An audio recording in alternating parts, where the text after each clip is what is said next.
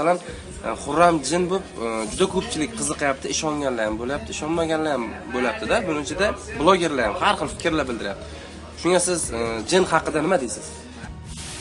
Oma bu masalan ularga hayb, menimcha ular emas deb o'ylayman. Ularga mashhurlik kerak emas. Kerak emas-da. Ha. O'qidilar buni, hamma ko'rdi, ko'pchilik ko'rdi. U kishiga ham savol berdi, shu biron nimani sezdingizmi o'sha yerda bir jin yoki biron nima alomatlarni bir sezdingizmi deganingizda, shu yo'q dedilar-da. Menga hech nima sezilmadi dedilar. Menga ham sezilmadi. Ha. Yo'q. Yo'q. Lekin qanchadir muddatdan keyin mana bir kun o'tib yana xat tushyapti. Ochilgandan keyin. Ochilgandan keyin. Mana gap qayerda?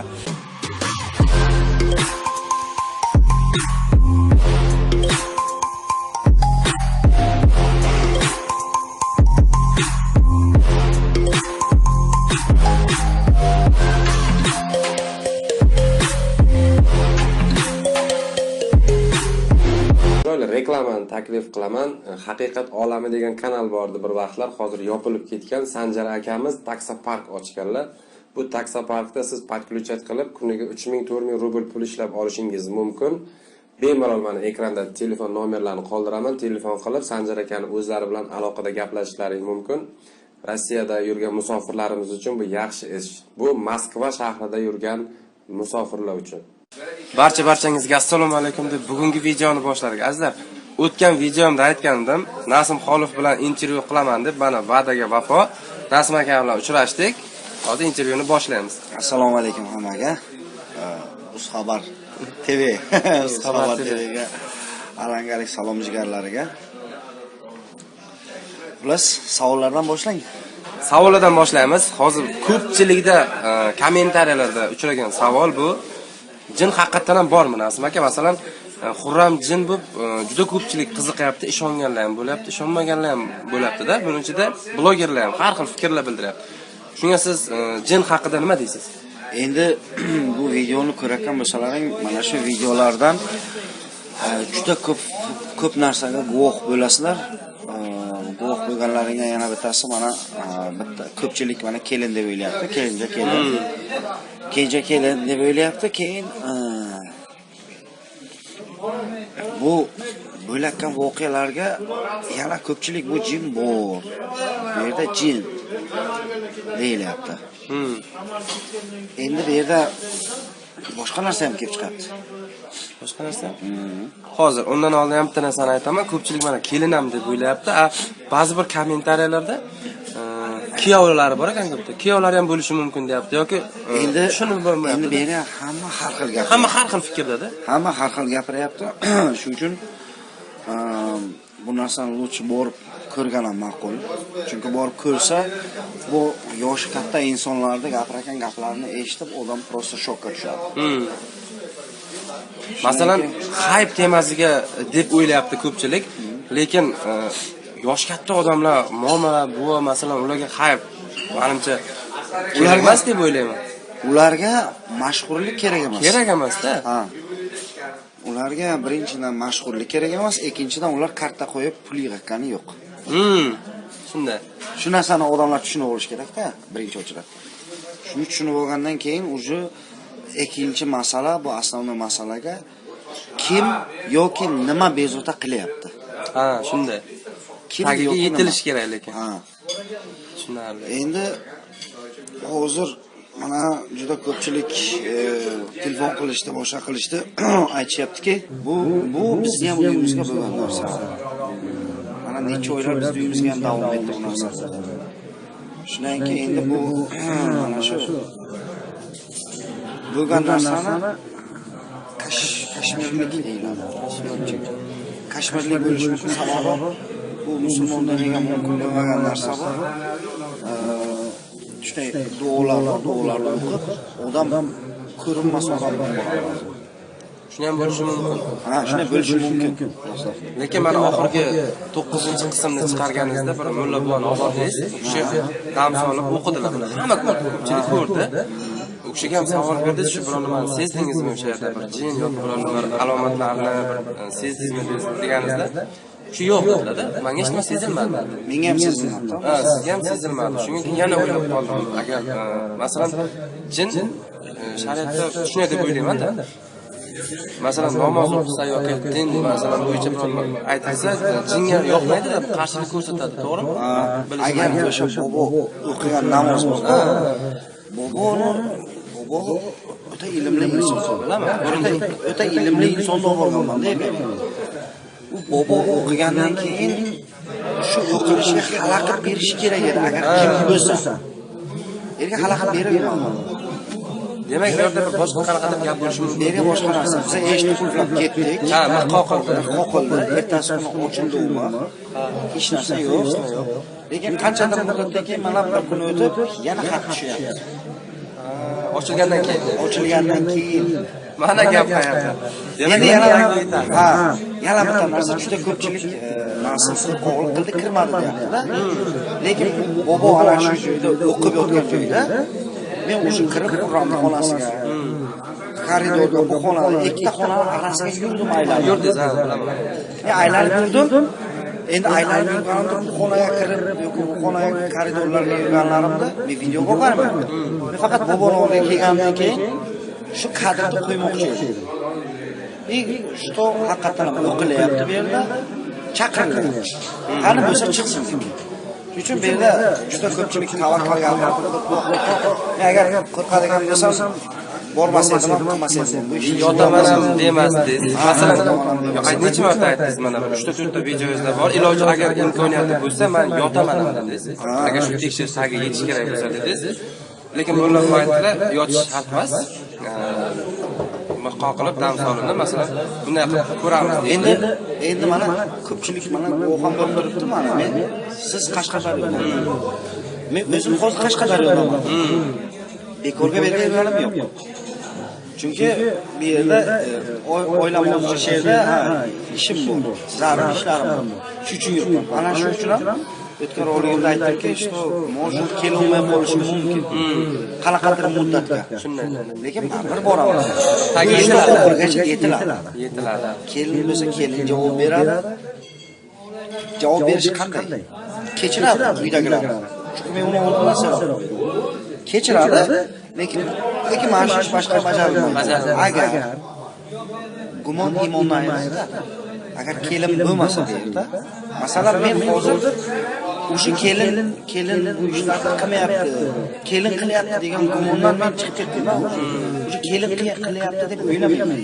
Tushunasizmi? Lekin bo'lishi mumkin. Lekin bo'lishi mumkin. Lekin bu yerda boshqa narsalar bor. Tushunasizmi? Endi biz faqat bu jin dedik, lekin jindan boshqa bu yerga iblis ham. Mana shu isdan chiqamiz. Chunki iblis ham o'g'irlik qiladi.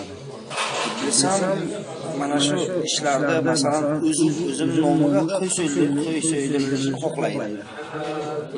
Harom nima bo'lsa, harom narsani xohlaydi. U kuch qo'yadi har kun. Odamlar qo'rqadi-ku. Shu o'ylab qo'rqib nimadir ishni bajaryapti-ku. U battar har xil kuchayib ketyapti nima bo'lsa. Shunday ekan. Tushunarli. Demak, navbatdagi savolga o'tamiz. Bu ko'pchilik kommentariyada ham yozdi va blogerlar tomonidan ham aytildi. Nasim Xolov hayp qilyapti dedi.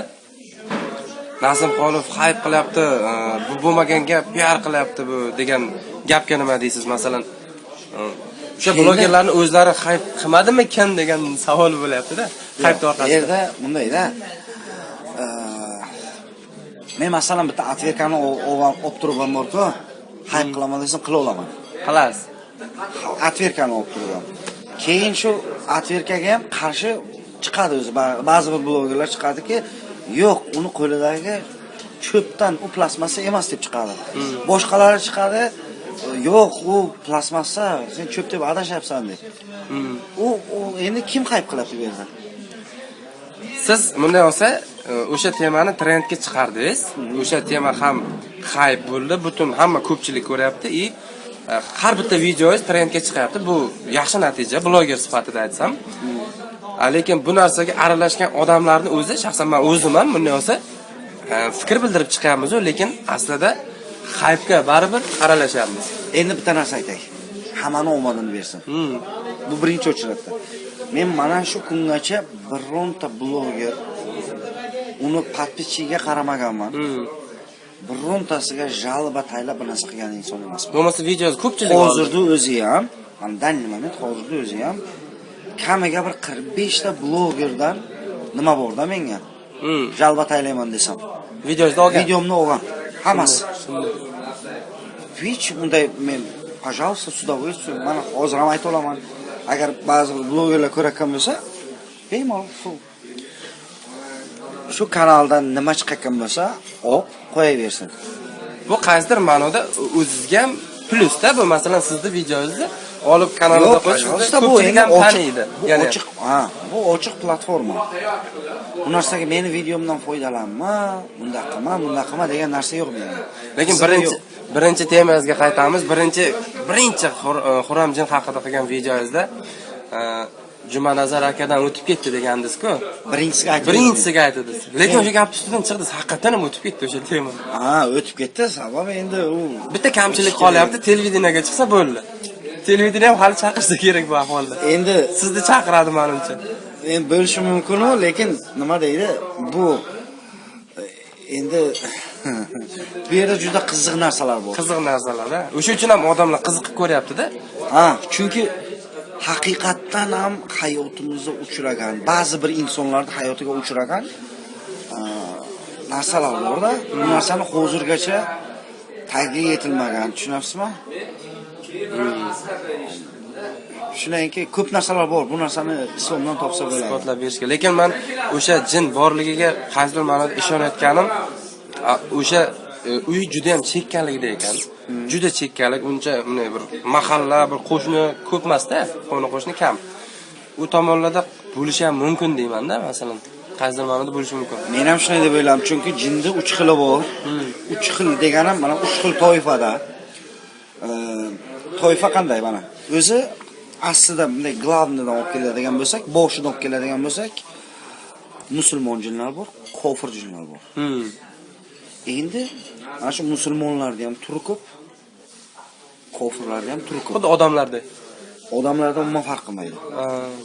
Ularga ham Alloh aytgan, Allohga sajda qilinglar. Shu menga sajda qilinglar deb Alloh aytgan o'sha. Tushunyapsizmi? Ularda ham sunni shiyalari bor. Tushunyapsizmi? Har xil. Masalan bizlarga ruslar, tatarlar, armanlar bor-ku. Xuddi jinlarga mana shunday bor. Kofirlariga ham, musulmonlariga ham. Ular ham qaysidir bizlar bilmaymiz, ularda ham o'zining jangi bor. O'zlari bir-birini jang qiladi, boshqa qiladi. Xuddi shunday narsa. Keyin yana bitta qiziq savol bor. Bu ko'pchilik demayman, chunki ko'pchilik qo'llab-quvvatlagan. Like masalan premyera yoki prямой efir qilgan taqdiringizda ham masalan hamma like bosib, podдержка kuchli. Какой-то bir 2-3% desak ham bo'ladi. 2-3% odam sizga ham masalan negativ yozgan, yomon so'zda yozgan. Lekin asos yo'q, siz ko'rsatib beryapsiz. Kutish yo'q, natijani oxirga yetish yo'q. Bilmayman, videoni ko'radimi, ko'rmaydimi, lekin negativ kommentariy yozadi. Endi o'shalar menga ham yozyapti. Bitta narsa aytay. Mana shu joyda ham Xudoning borligi va uni qudratiga qoyil qolish kerak. Odam zotni har xil qilib yaratgan. Hayotimizga xohlaymizmi, xohlamaymizmi, unday kalamushlar bor. Bo'ldi. Kalamush yoki krisa vechni bo'lgan, undan keyin ham o'shalarga jigarlaringizga nima deysiz? O'shalarga qanaqa qilib? Endi jigarlarimiz agar ko'rib turgan bo'lsa, mana shu kommentariyalarga so'kib yozadigan, o'zini onasini yoki otasini unutib qo'yganlar bo'lsa, yaxshilab o'zlarining bir eslatib, chiroyli zakonni qilib, ularga tushuntirib, quloq boshini cho'zib qo'ysalaring, prosta bizda vaqtimiz bo'lmayapti. Ko'ryapsizlar, har bitta rolikdan 9000 ta, 11000 ta, 15000 ta kommentariy yozilyapti.